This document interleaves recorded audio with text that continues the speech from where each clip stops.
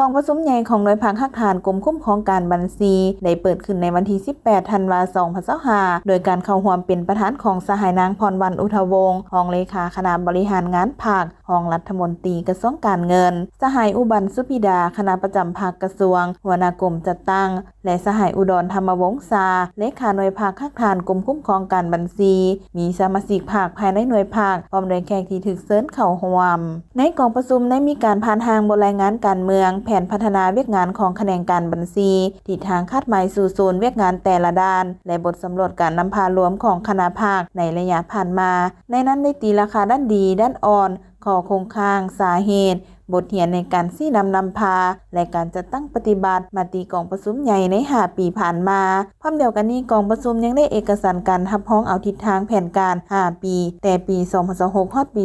2030 นำอีกด้วยจากนั้นในกองประชุมผู้แทนกองประชุมยังได้ใช้สิทธิประชาธิปไตยของตนเอกสารการเลือกเอาคณะหน่วยภาคสุดใหม่บนพื้นฐานหลักการล้มศูนย์ประชาธิปไตยถูกต้องสอดคล้องกับมาตรฐานเงื่อนไขที่กำหนดไว้ซึ่งสามารถเลือกได้เลขาห้องเลขาประธานกฎกาภาคและกรรมการหน่วยภาคดังนี้สหายอุดรธรรมวงศาเป็นเลขาหน่วยภาคฮักฐานสหายวีรภัยอุบลประเสริฐห้องเลขาหน่วยภาคทั้งเป็นประธานกฎกาภาคสหายพิรณีพิสมัยเป็นกรรมการหน่วยภาคในตอนท้ายของกองประชุมยังได้รับฟังการโอ้ล้มจากสหายนางพรวรรณอุทวงศ์รองเลขาคณะบริหารงานภาครองรัฐมนตรีกระทรวงการเงินซึ่งสหายได้แสดงความย่องยอสมเชยต่อการนำพาซี่นำของคณะหน่วยภาคสุดเก่าที่ได้นำพาซี่นำพนักงานสมาชิกภาคภายในหน่วยภาคปฏิบัติหน้าที่การเมืองของตนญาติได้ผลงานและมีผลสำเร็จหลายด้านพร้อมกันนั้นสหายยังได้มีความเป็นห่วงเป็นใยต่อด้านอ่อนข้อคงค้างซึ่งเฮียงห้องให้คณะภาคสุดใหม่